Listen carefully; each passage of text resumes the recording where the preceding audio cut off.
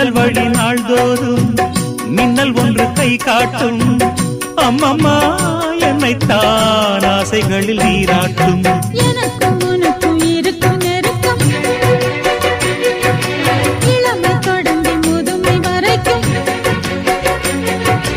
இரவும் பகலும் உறவை வளர்க்கும், இடையில் இருக்கும் தடையை தகர்க்கும்.